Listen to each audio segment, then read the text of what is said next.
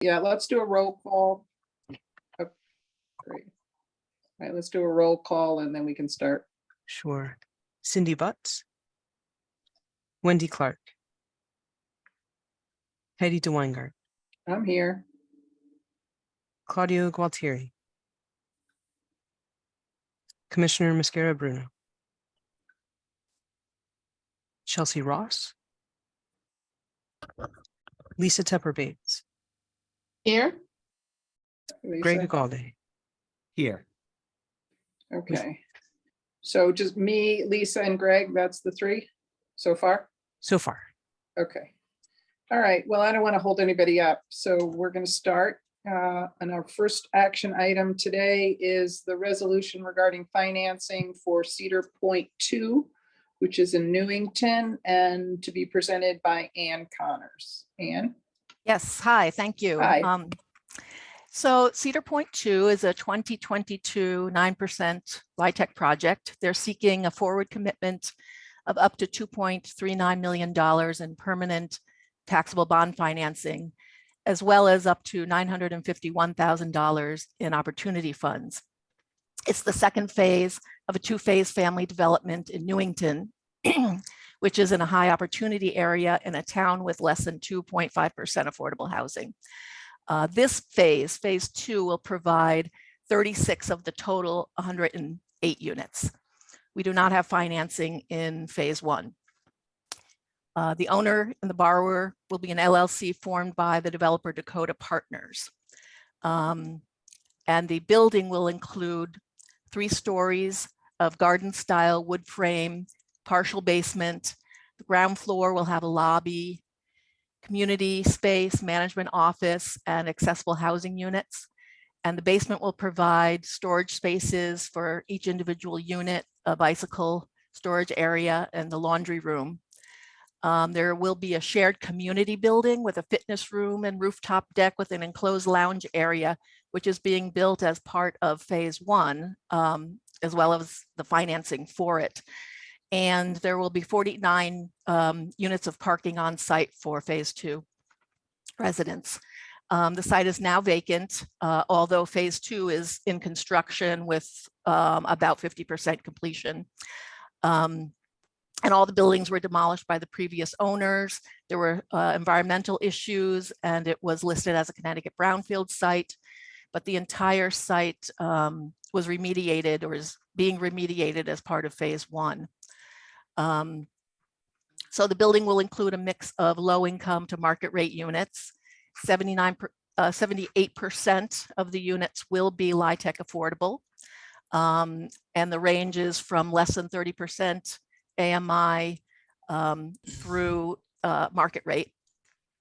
The lowest income band, that less than 30%, will serve formerly homeless or at-risk households with disabilities, with the use of HUD Section 811 certificates through the Department of Housing. And Chrysalis will provide the social service supports, which will be funded with $480,000 from the development budget over time. Let's see. The building will be FIAS and Passive House standard. And the immediate neighborhood contains a mix of commercial, light manufacturing, residential, and transportation-oriented land uses. Cedar Street is a busy primary road, but it intersects with Fenn Road, which is a corridor for commercial activities. There is local bus transportation. There's also the Connecticut Fast Track Station, which is just a little over half a mile walking distance from the site. And that connects, of course, folks to downtown New Britain and downtown Hartford.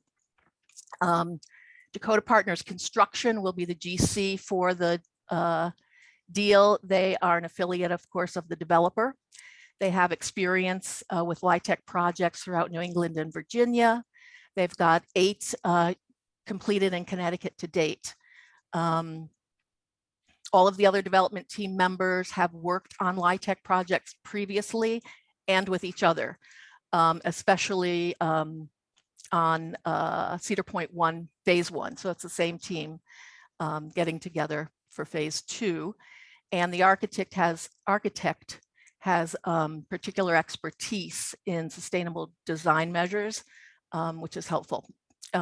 Property manager will be DeMarco Management. They are a CHFA approved property management company, and they have experience with LIHTC operations.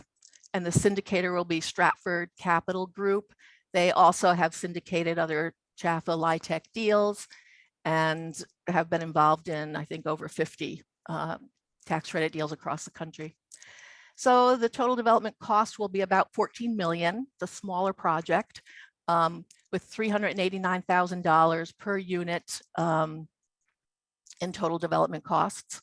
And the construction hard costs will be almost $8.8 million or $244,000 per unit. There will be about $7.5 million of LIHTC equity financing. DOH will come in with $2.8 million in financing. They also have energy rebates and a deferred developer's fee in the sources. And Key Bank will be the construction lender. We underwrote our primary loan at a 7.25% interest rate, but the rate will be locked. The actual rate will be locked at the time of initial closing of the construction loan, and it will amortize fully over 35 years. And the opportunity funds will be paid out over that same time with 25% of the project's adjusted cash flow, and anything that hasn't been paid out will be due and payable at maturity. We won't advance any funds until the development is completed and meets certain benchmarks, including rent up and stabilization periods. Let's see what else. The operating projections anticipate a 1.15 debt service coverage. That's what we'll be looking for at stabilization in the first 3 months of operations. So the strengths that I see in this project are that it is a mixed income development with very low income and market rate income. And it's in a high opportunity neighborhood with funded social services supports for those who need it. It will also provide us with energy and cost savings, which is always a good thing. The location is convenient to shopping and employment centers, healthcare facilities. The development team has the necessary depth of experience with LIHTC deals. CHFA will not have any construction or rent up risk. We will come in after those risks have been dealt with. There will be a nice set of on-site amenities for the residents, and the environmental work will have been completed, is actually completed prior to us coming into the deal. And that's always an area of concern. So the challenges, though, are that we'll be committing funds for 2 years while we wait for construction completion, and we'll have a rate locked in. And there's always the possibility that the loan may never close, but we are collecting as well as a commitment fee, a 1% standby fee, and also 1% good faith fee at initial closing. The good faith fee will be returned if and when we close, but if we don't close, we will also hold on to that. So it will compensate us for the work that we had put in. And of course, there are always the possibility of delays or cost overruns during construction. It may not be as big a concern to us as to the construction lender, but a concern nonetheless. But there are adequate contingencies in the development budget that we looked at carefully. And as I said before, the environmental remediation has been completed. And I believe the developers have learned from the phase 1 construction. And for example, there were some ledge issues with phase 1 that we were able to. But you said, sorry, Ann, you said phase sure. 1 hasn't been started yet and there's no financing. So I'm confused about why we're doing. Oh, no. No, phase one has started. It's about 50% complete and it's fully financed. Oh. Yeah, it's expected to be up and running in, let's see, October. Huh. Okay. Yeah, we don't have financing in it. I don't know who the lender is on that one actually, but CHFA has no financing in it. We did the tax credits, but yeah, this will be the first project actually with Dakota Partners that CHFA will be financing if approved. So they've learned from phase one, especially with the ledge work, and the costs were higher than anticipated, but we were able to deal with that prior to today and fix the development budget accordingly. So I think we're in good shape with that one.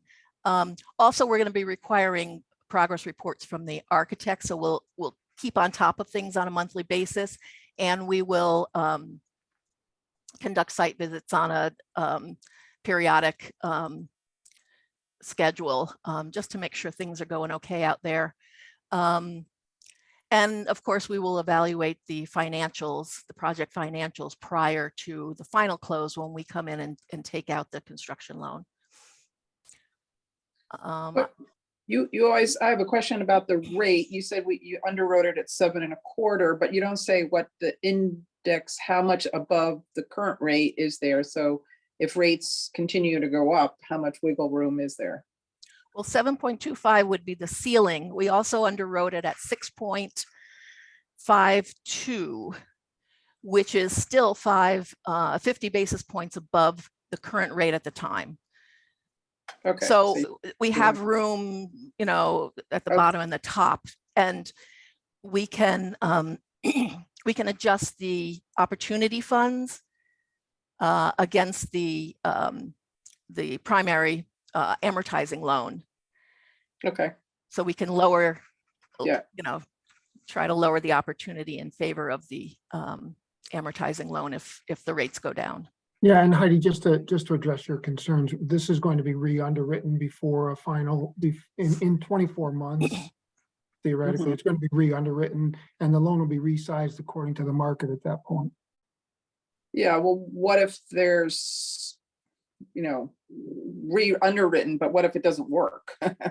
then, I know we haven't funded anything, but I guess the developer is holding the bag. I mean, Right. Well, if rates have exploded and we haven't covered that in our our add-on to the rate, right.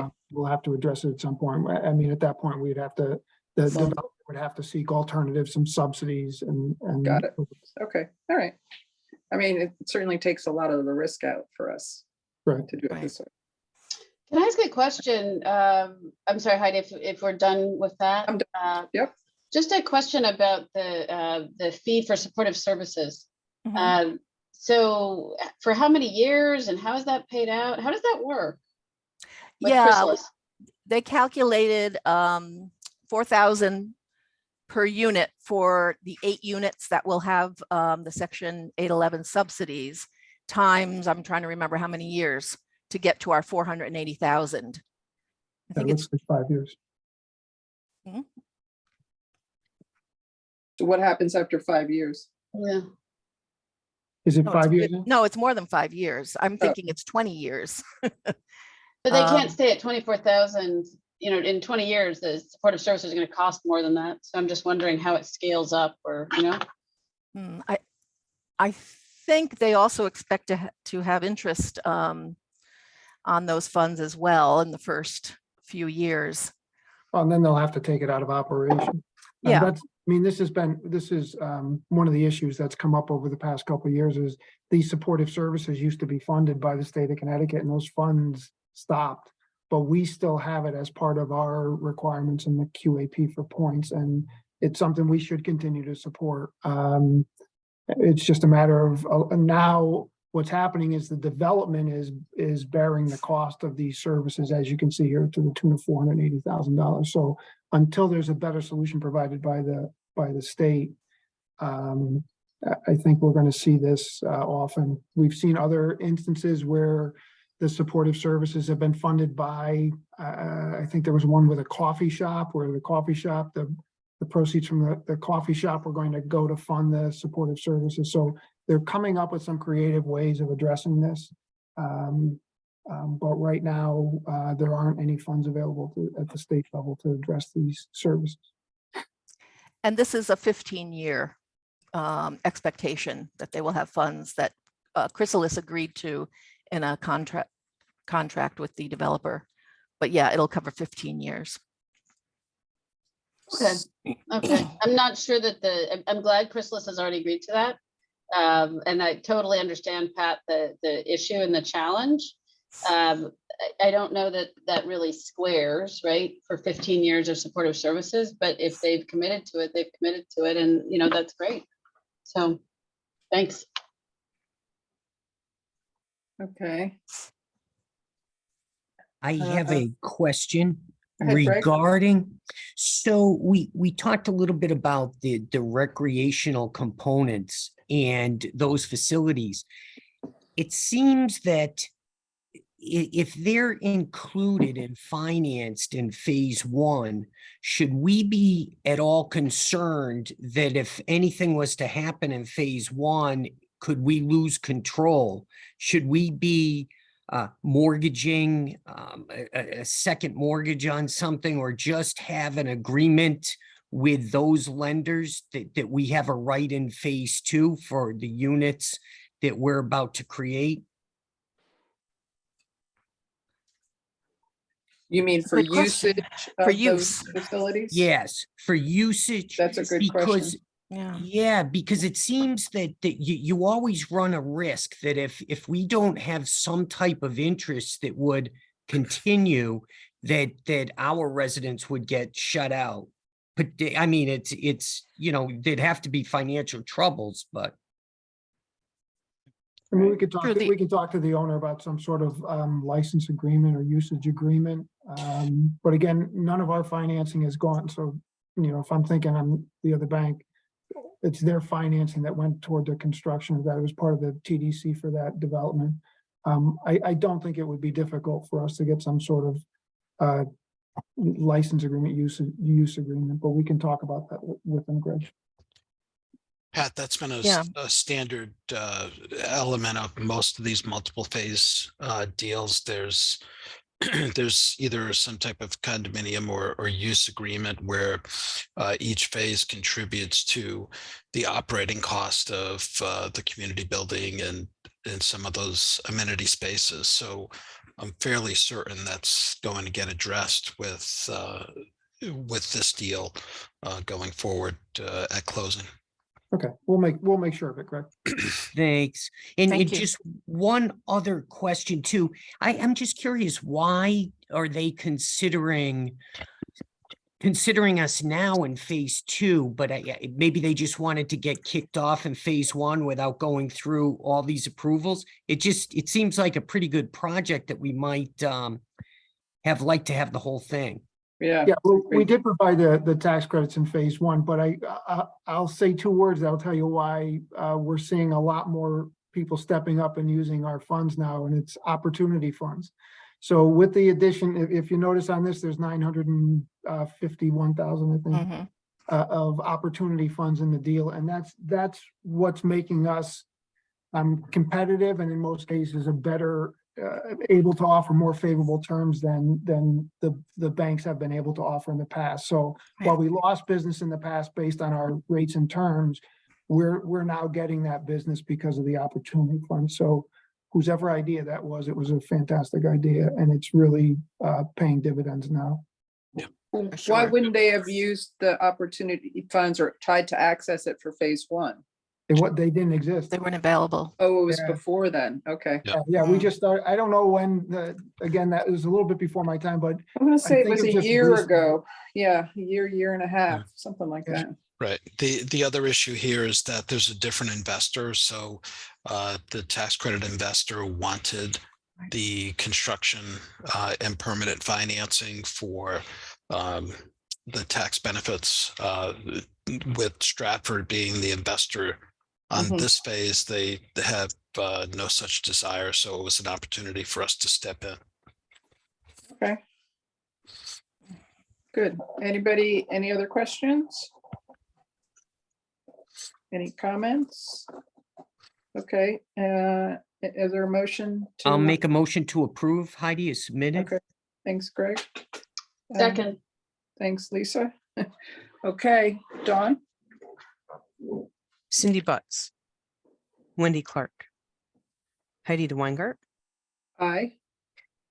Claudio Gualtieri, Commissioner Mascara Bruno, Chelsea Ross, Lisa Tepper Bates, and I think Wendy Clark got skipped over. She is here. okay, my Yes. apologies, Wendy, I didn't see you there and I read your name too quickly. All right, and that was a yes. Wendy. Correct. Okay, thank you. Thanks, Wendy. Greg Ugalde, Yes. Great. vote passes unanimously. Thank you. Thank you. Okay, second up on the agenda is the resolution regarding the financing of Glendower, McConaughey, Cheris, 4%, New Haven. This is the longest title ever. That's a mouthful. Michelle, That's a mouthful, yeah. it's all yours. Good- Yep. Good afternoon, everyone. I'm really happy to be here today to discuss this project. McConaughey Terrace is an existing public housing family development that's located in the western section of New Haven. It's in the Whaley Avenue corridor section of the city. It was built in the 1940s. And the Glendower Group, who's an instrumentality of the Housing Authority of New Haven, what they want to do is convert the McConaughey Terrace project to a project-based voucher model under the HUD Rental Assistance Demonstration Program. And for anyone that's not familiar with that, RAD converts public housing to a Section 8 platform with a long-term contract that must be renewed in perpetuity. And it basically gives public housing agencies funding flexibility to leverage public and private debt and be able to use LIHTC, low income housing tax credits. And that's what they're doing here. So it's going to be developed it's a mixed finance model, so it's in 2 phases. They're using a combination of 9% tax credits and 4% tax credits. We're going to talk about the phase with the 4% tax credits today. So this phase will include the rehab of 66 existing units, and then they're also going to construct 26 new units, which is great. Upon completion, we'll have 92 units. All of them are going to be tax credit eligible, and they'll be split between 25%, 50%, and 60% of AMI. And 10 of the new units are going to be handicap accessible.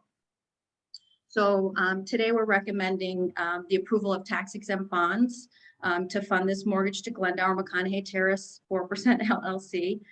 The total amount of bonds will be approximately $19.5 million. We're going to structure that in our typical structure, which is a 2-note structure. We'll have a construction loan in the principal amount of up to $5.2 million for a term of 24 months. And that will be at a rate not to exceed 5.88%. We'll have a permanent loan in a principal amount of up to 14.3 million. That rate will not exceed 6.68%. Interest only for 24 months on the amount advanced, like a typical construction loan. And then that will convert to a permanent loan for 40 years. The total development costs on this one are pretty reasonable. They're approximately $33.8 million or $368,000 per unit. Other sources that are going to fund this development are the LIHTC equity. The Housing Authority of New Haven is putting in move to work money. And we also have an acquisition loan from the Housing Authority in New Haven. The development team is very experienced. We have Krosky as the architect, La Rosa is the GC, and Hudson Housing is the tax credit syndicator. For rehab, a lot of it is on the existing units are basically interior repair. So we're doing a lot of upgrades such as kitchen and bath replacement, flooring replacement, electrical and plumbing upgrades. The units that are existing never had AC, so we have HVAC going into the existing units. And then of course we'll have there's some energy conservation measures in the scope of work that include replacing all the lighting fixtures with LED fixtures, replacing all the appliances, and also the hot water fixtures with low flow fixtures. There will be relocation involved here. It's going to be done in phases, likely 20 to 25 units at a time. The good thing is that people will be moving to another project that Glendower has. It's a public housing facility in close proximity. It's called Westville Manor. So they will be moving there. And they anticipate that the tenants will only be out of their units for 3 to 4 months max. Some important strong points to note here is that as a public housing development that's being converted under this RAD program, all of the units are going to receive project-based vouchers. So provided that there's no changes in the household composition or income, current tenants are not going to experience any increase in rent. So they'll just go back to their units and have the same rent. Another plus here is there's no state funds in this deal. The housing authorities providing direct assistance with their move to work money. And then on the operating side, it's expected that the city of New Haven is going to enter into a cooperation agreement. And that will cap the payment on all of the units to $400 a year. You may have read in my recommendation memo that this process is underway. It's not finalized yet. The City Plan Commission, they had a meeting and they have recommended the approval of this agreement to the Board of Alders. That was the initial step. The next meeting, which is actually tonight, is with the New Haven Board of Alders Joint Community Development Tax Abatement Committee. That's a mouthful. That one's scheduled for tonight. And from there, as long as they recommend it, it will then, the Board of Alders will conduct 2 reads, and those are expected for May 15th and June 5th. So what we do know is that the City of New Haven has provided these types of cooperation agreements on all of the Hannah Glendower properties. So it's highly unlikely that they would not approve this one. So like I said, there's a meeting tonight. I'll get word of that. And then hopefully the May 15th and June 5th, we expect to go smoothly as well. In terms of risk, I think like any of our transactions, market conditions could affect cost during construction.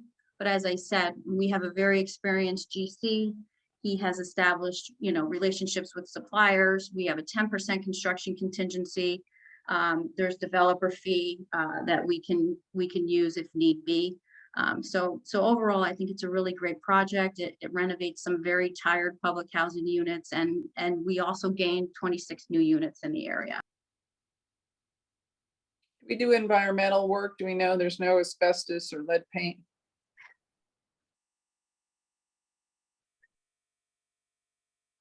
We lost your Did I sound. mute myself? I'm sorry. Yeah. Yeah. We're all set with environmental work that's been complete. I think that's why some of the costs are a little bit reasonable on this one. There wasn't a lot of environmental remediation. There's no, historic CHFA involvement here. So the costs are a little bit more reasonable.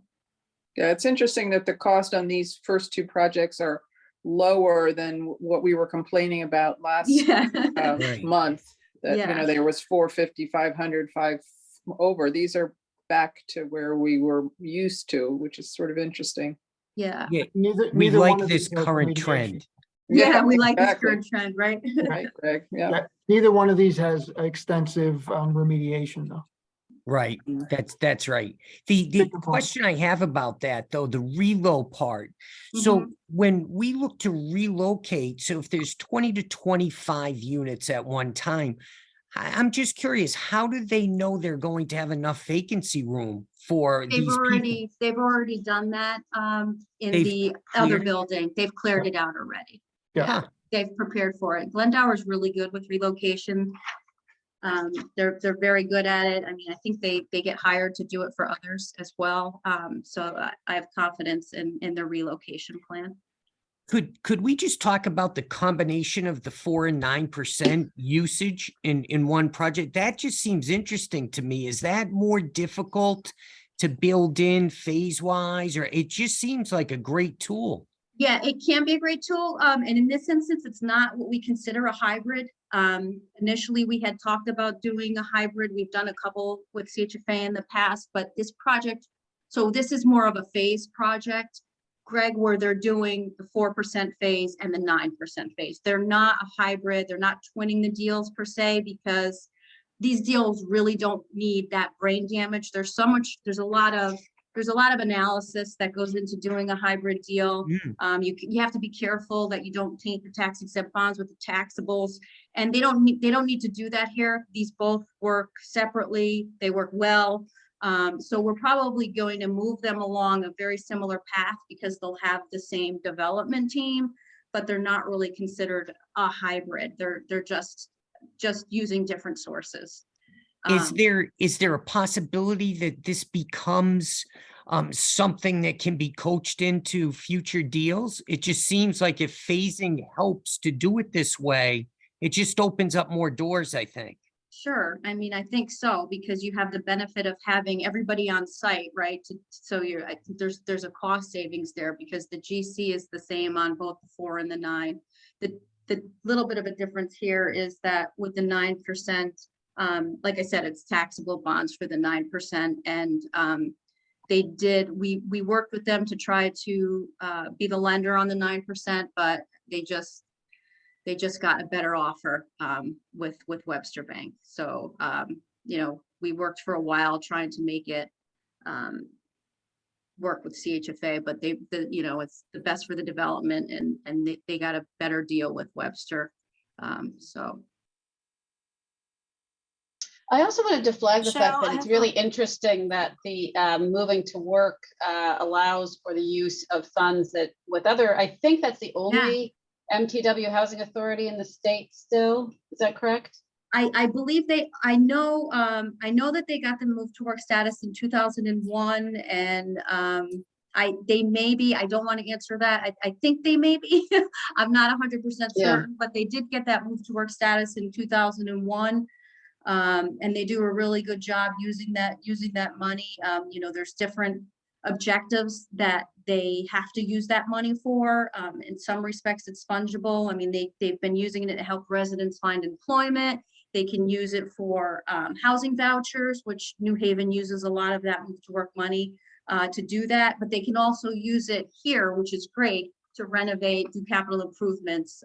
So that money is really, really great. I just wonder, and Pat, this might be a question for you. I don't know which team at CHFA can take on an issue like this, but it'd be worthwhile since, we do have, I think, a HUD that is sensitive to the nationwide affordable housing crisis. This program, it's my understanding from our HUD chief here in the region that it's pretty transformative. And I think this program is a really good example of that. I wonder what role CHFA could play in engaging with other housing authorities and potentially helping to advocate at the federal level if some of our other housing authorities are interested in moving this direction so that they could do projects like this. It's a great idea. In collaboration with CHFA. Because I think we all know we've got to find a way to get more creative with any dollars out there. Yeah. Again, Michelle, I'm pretty sure that New Haven is still the only one. I don't know if they are open to expanding that pool, but it'd be great if they were, because there's untapped money, I would think, elsewhere in Connecticut that we could be thinking about. So who would that fall under, Pat, at CHFA? Well, I can certainly have a conversation with Nandini about this, but I think it would also include DOH and the commissioner to formulate a plan to see if we can expand it. So it's certainly, I wrote it down and it's something that I'll take up with Nandini when she returns on Thursday. Yeah, that's great. I think it's a great idea. Okay, any other questions? Yeah, question on the property manager. I know that they're a related party. Are they the sole property manager for the housing authority? I believe they are 360. Yes. Okay. And they will be I'm sorry, I don't know if I mentioned that in my presentation. I think it's in the memo, but yes, they are an instrumentality of the housing authority as well, and they will be managing this property. They were approved by CHFA back, I believe, in November when you approved the Valley Townhouse transaction. So they're an approved management company with CHFA. Yeah, property management has come a long way in the city of New Haven. I just hope that they're not stretched too thin. Are Yeah, these employees of the housing authority that work for this entity?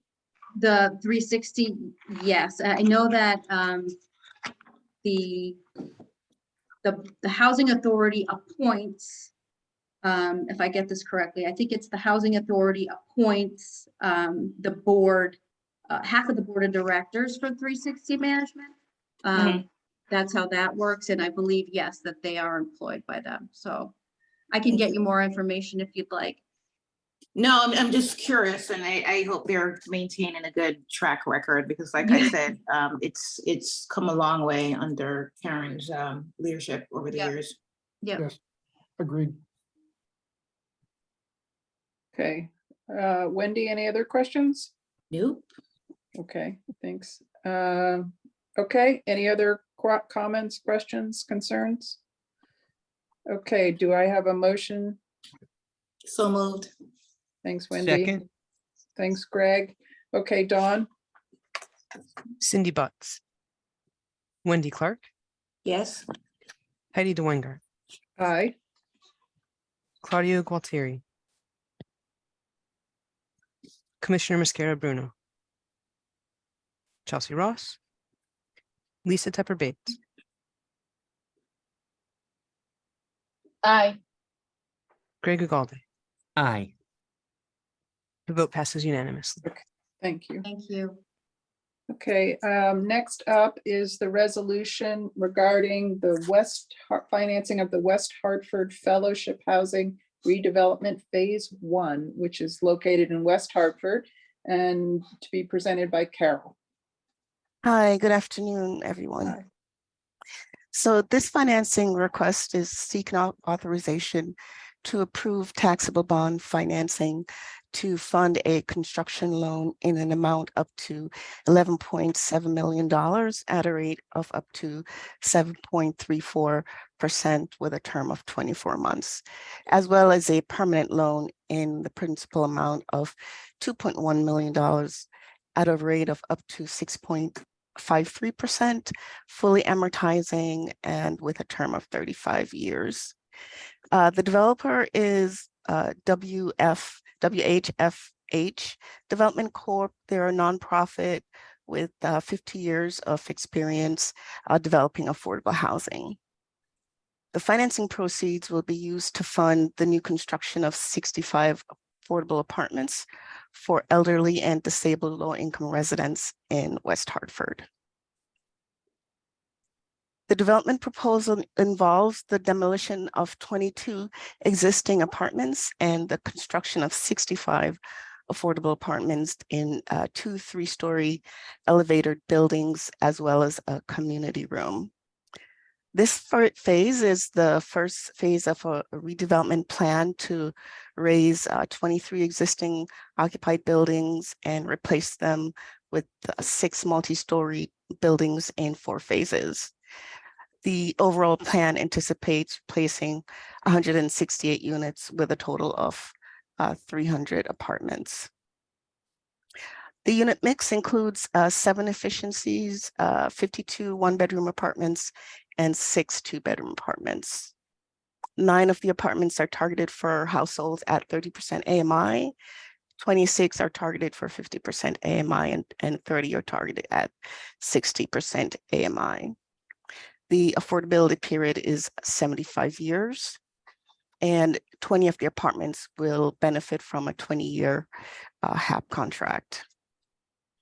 Of the 22 existing apartments, 21 are occupied, and these existing residents will not experience a rent increase as a result of the redevelopment financing. The new buildings will feature energy efficiency design measures, community activity spaces, internet connectivity in the community room, laundry facilities in each building, and plumbing for in-unit washers and dryers. The apartments will also be handicap adaptable and accessible. The contractor architect and property managers all have substantial experience with CHFA funded projects. The contractor is Haynes. The architect is Paul Bailey, and the property manager is Barkin Management. While the developer has no experience with LIHTC funded development, they have substantial experience with publicly financed development. They developed the existing 168 unit development in 3 phases, including Fellowship 1, Fellowship 2, and Fellowship 3. Fellowship 1, which is the subject of the proposed redevelopment, was developed with HUD 236 program financing. Fellowship 2 was financed in 75 with CHFA funds and HUD 202 program funds. Both the HUD and CHFA mortgages for these phases have been fully repaid. The developer engaged the Millennium Group as a consultant, and their principal is Bruce Whitaker. He has substantial experience with LIHTC funded development. He'll be acting as a consultant throughout the development to support the development team. The financing structure includes an additional $1 million loan from the developer. DOH is providing flex financing of $4 million and DOH home funds of approximately $1.2 million, which equates to approximately $80,000 per apartment. The home commitment from DOH is actually for $2.4 million, but at the current underwriting, we're only assuming $1.2 million. The project has a 2022 LIHTC allocation and is scheduled to close this summer and the placed in service of December 2024. The LIHTC equity is approximately $17 million. So the site is owned by the town of West Hartford, and the town council approved the 99-year lease with the developer for the entire property. And the proposed mortgagor would then enter into a 99-year sublease with the developer. Under the terms of the approved lease, there's no acquisition cost and full abatement of all real estate taxes. The TDC is approximately $25.6 million or $393,000 per unit. Hard cost total approximately $279,000 per unit, which is in line with the current average art cost units that costs we've been seeing for 21 and 2022. No residents will experience a rent increase, as I explained before.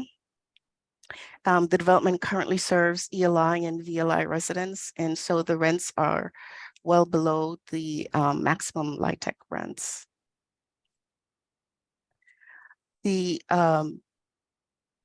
No resident will be permanently displaced in conjunction with the redevelopment of phase 1.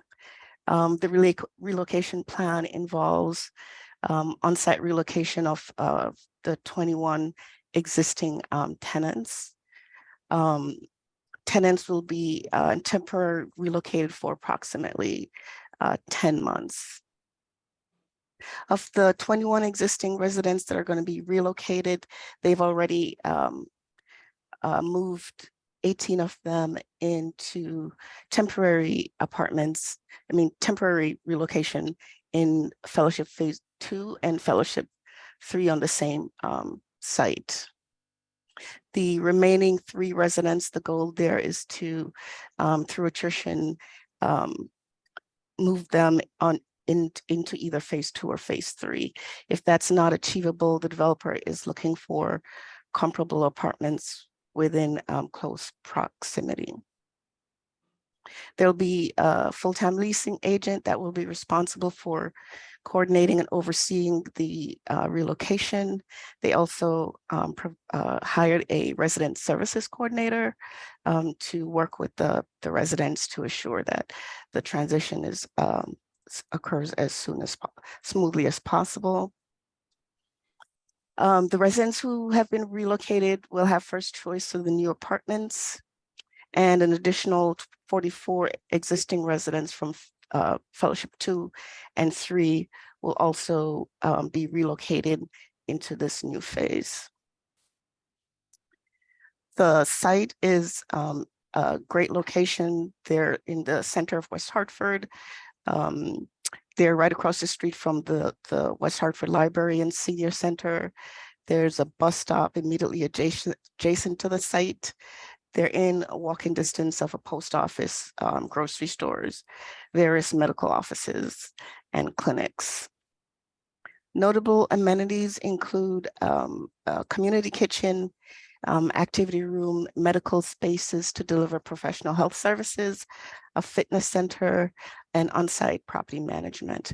The owner will be paying all utilities. So the strengths for the proposed development includes the additional of 65 affordable apartments to CHFA's portfolio. The GP is contributing $1 million to fund the development cost. No existing tenant will experience a rent increase or be permanently displaced. And there'll be no lease-up risk as the development will serve the existing residents. Challenges, the developer does not have experience with light tech. However, they have engaged a very experienced consultant, Bruce Whitaker. And then the other challenge is the impact of relocation on the existing elderly frail resident population. That could potentially disrupt the construction schedule, but they've done a really, really great job in terms of working with the residents. They've hired a resident services coordinator and a leasing agent. The residents are very engaged. We did do a site visit, and during that site visit, there were several residents on site, and the developer introduced us to those residents, and they had really great questions, which showed that they're very engaged in the process. Any questions?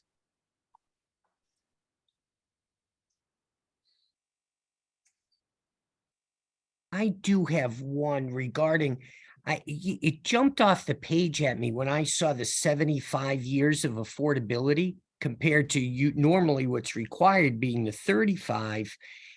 It's and you explained it a little bit in the terms of the financing, but this is tremendous for our future. For example, being able to count these units as being affordable into that it's double in effect. And I'm just wondering how that worked and if it's something that we can encourage in the future. Well, I think that was the choice of this development group. They are a nonprofit, and they their goal is primarily to serve ELI and VLI residents over a long term. They've been doing this for over 50 years, so that just simply aligns with their goals. So I think it's fairly unique to this organization because of their commitment to affordable housing. Okay. So this would be a mission-based development. Yes. Okay. Yeah. It also one of the things that is interesting. So there's no previous experience that this group has had. However, if this is approved, then the next time they become one of our experienced applicants, correct? It's really almost, and that's why it's so important that you review the entire team, and you've pointed out the different areas that they've reinforced their capabilities and backed up what they need to do. It's interesting to me because that way you have, and that's really our goal in a way, is to bring as many people that can learn the process, benefit from it, and use it properly in the future. And this is a good example of a gain in that way as well. Yes, that would that will be important for the future phases if this phase goes well. Anybody else? Any questions, comments? Seems like it's a necessary project, right? Adding new units for this segment of the population. Okay, is there anybody else?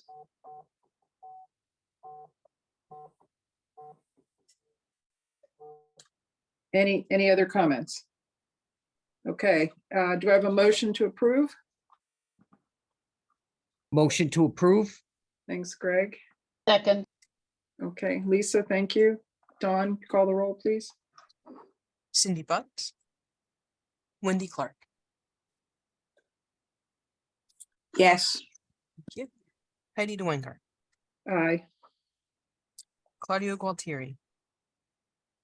Commissioner Mascara Bruno. Chelsea Ross. Lisa Teffer Bates. aye. Greg Ugalde. Aye. Vote passes unanimous. Okay, thank you. Next on the agenda, I believe, is the approval of the March 28th Mortgage Committee minutes. I didn't have any questions or changes. Anybody else have any? Wendy, do you have any? No. Okay. I All feel right. like I'm misbehaving today, Heidi. No, you're sideways. That's why I thought you had a question.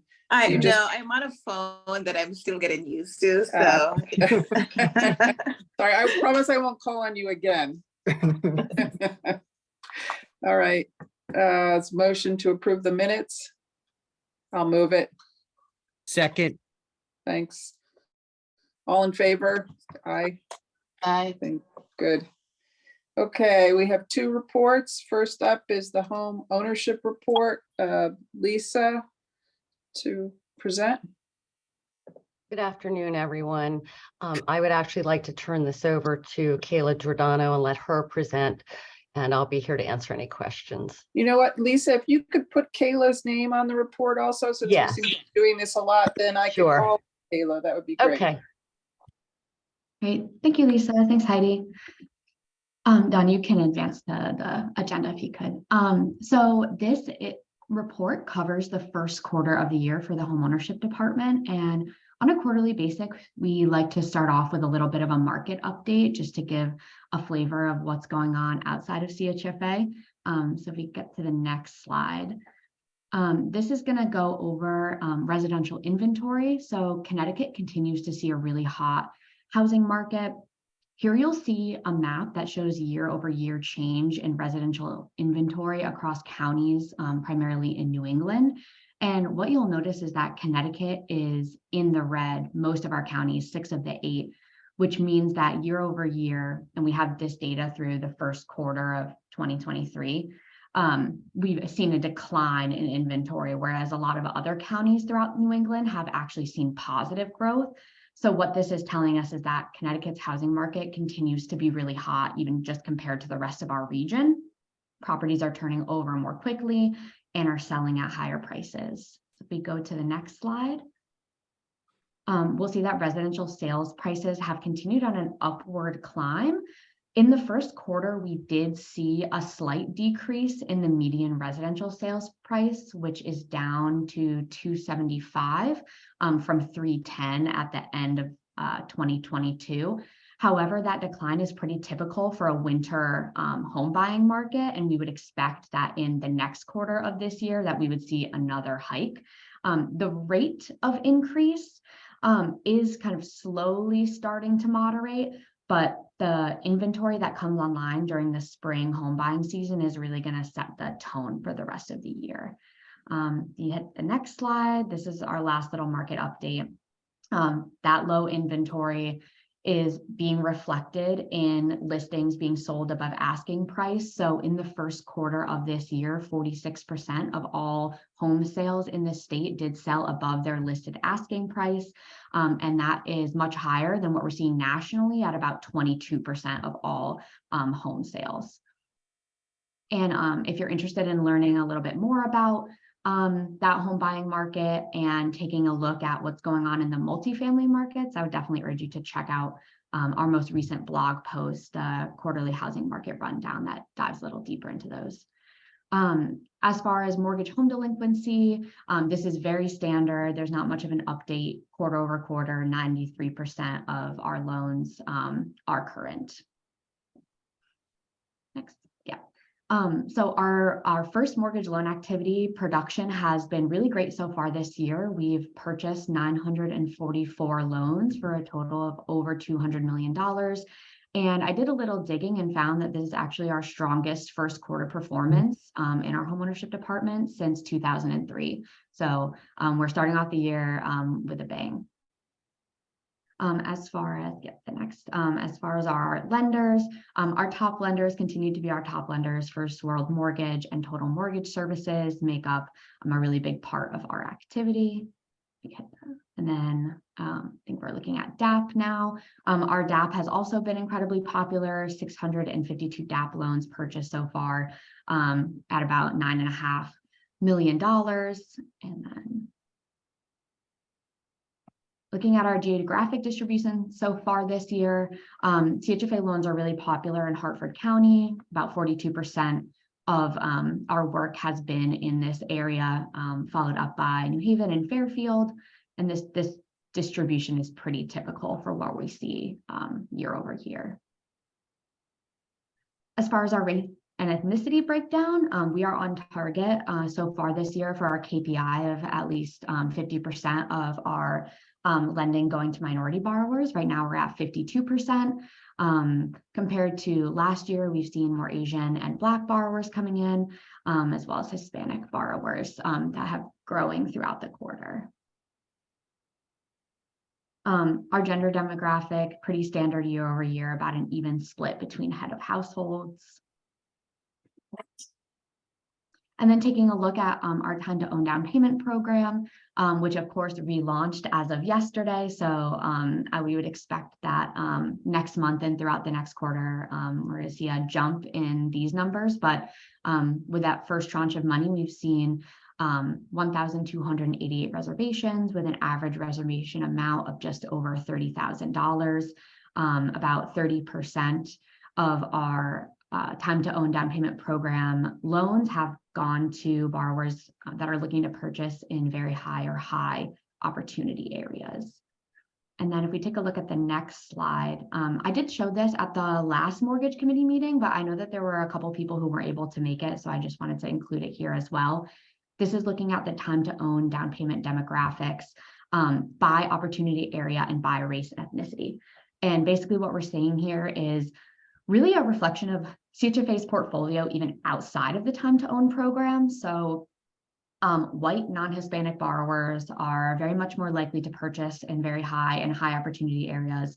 And the inverse is true for our borrowers of color, who are more likely to purchase in low and very low opportunity areas.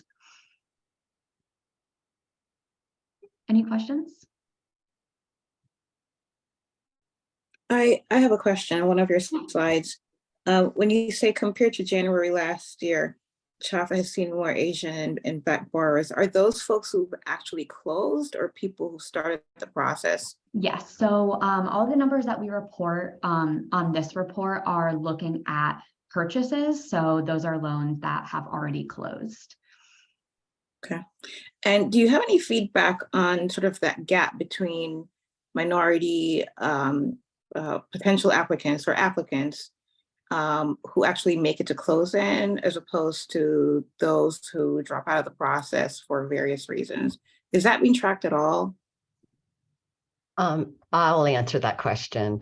No, we really don't have the ability to track it so much because that the decisions are made at the lender level most of the time. So very rarely would we end up declining a loan or not doing a loan because the lender's already done the work on the front end. So About times, oh, I'm sorry. Go ahead. So by the time someone gets to you, they've gone through the underwriting process or a good part of the underwriting process with the lender. Correct, correct. We're just basically checking to make sure they meet our bond requirements in terms of income, first-time home buyer, that kind of thing. And then related to that, when we look at the lenders who are just doing really great in the program, what is the secret sauce for them? Like, who are these folks? Do they just have one very aggressive person at the bank? No, actually, I think that we find that like First World employs many more loan officers that are doing this kind of work. So they're able to reach a broader audience. And so I think we really see, we'll see like the smaller banks do very little because they just don't, they only have maybe one person originating loans in their branches. So I think it's really a matter of the size of the company, more so, you know, and the number of employees they have that actually work with the borrowers. Okay. I don't want to, I'll tell you where I'm going with this. Go ahead. For the primary lenders, if we're trying to, if it's part of our goal to move the needle with the folks who are accessing these programs, I'm just curious to see what their focus is on increasing minority borrowings. And I don't know that we track that with our partners. But if we're constantly working with the same persons or same entities who are doing well in overall moving mortgages, I'd be interested to see what their focus is on race and ethnicity demographic, but that's a different conversation for another day. You know, actually, just to follow up on that, Wendy, it would be interesting even at our retreat if we had a little discussion about that, because it seems that we should be able to figure out some outreach programs, for example, like broaden the tent where people can learn about these programs. It just seems that there's such good tools to make it that exposure level, even if it's some of these smaller lenders that we may even have to send a personal invitation to get some of their mortgage people to attend a seminar, for example, that just to share the information. It seems like there should be, and especially the interest rates going up, we have things that we can offer to help that. You know, the rate concern over the last year or so, and looks like it'll continue into the future a bit. There's probably some tools out there that we should look at. But we do, I mean, we have, and I can let RMO comment further, but we've partnered with Liberty Bank a couple times to do some home buyer seminars and get people in the door. We've partnered with Ion Bank. So we have been focusing a lot on that outreach and in those areas, those underserved areas. So we really have been doing, as you know, we've been focusing on it. I can't really say for sure what the outcome has been so far. Yeah, I would throw in to Lisa. So Greg, your comment on, you know, reaching out to the lenders, personal invitations, that networking. I know that recently Tawanda Johnson, who's an underwriter in the single family department, attended an event in a realty office in New Haven. It was lender speed dating. So it was specifically to meet other lenders, to share information on programs and really try to, you know, expand our network. So we're doing things like that. And as Lisa mentioned, our partnerships with banks. We were recently, I think last weekend, at a church in Waterbury, going directly to the community to share our resources. So I think Remo will be doing a lot of work in that space this year. And it looks like the numbers reflect the continued and more aggressive outreach. So I appreciate that. I have to move this along because I have a 2:15. So thank you, Kayla and Lisa. And last but not least, the multifamily report, Seema. Good afternoon, everyone. I'll Hi. try to be really quick with it. So the first slide is the development spotlight, and we are showcasing Rocky Neck Village. It's the PIS place in service is complete, and we are projecting a final closing in May. here are some pictures. It's a high opportunity area, and the same developer has another deal under construction with us. Second one. So this is the multifamily pipeline, and this data is as of 4/10, and it excludes the current 9% applicants. And as we've seen, the three big tiles here are the three big buckets are the competitive 9%, the non-competitive, and the LIHTC and the SSHP applications, and together they constitute about over 2 billion in projected TDC, about 100 developments, and little over 7,300 units. And as we've seen last several months, actually since we started tracking, the predominant bucket in all three categories is the 4% and the non-competitive applicants. And we have the HTCC round coming up soon. The 9% round recommendations will be presented to board on Thursday. Our two smaller programs are the HTCC and the SSHP critical needs. They're chugging along. Next one. Here are some engagements that we did over this past month. CHFA leadership and staff attended the project reveal. First look at new CT supportive housing, and both CHFA and DOH were on the funders review panel. Staff from multifamily attended the HUD seminar, which was really informative.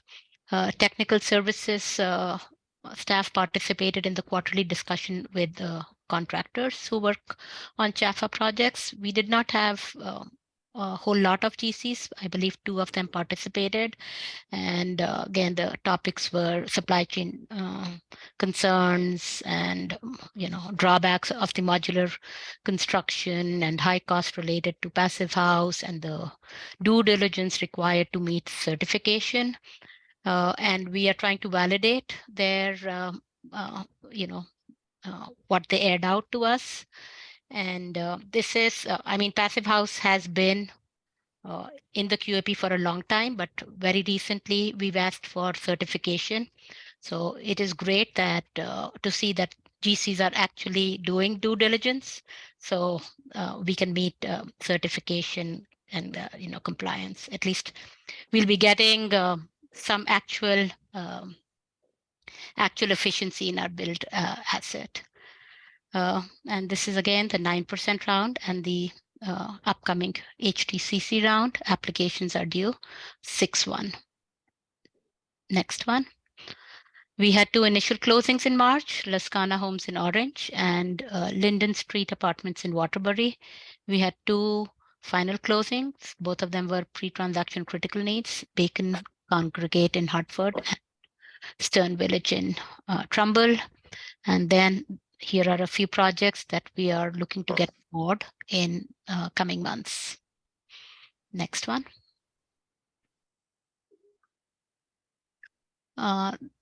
This time we are presenting Camelot as a transaction coming to board in months. Again, it's a project in West Hartford, high opportunity area. And it's new construction with a little bit of moderate rehab. Here are some pictures of the existing site.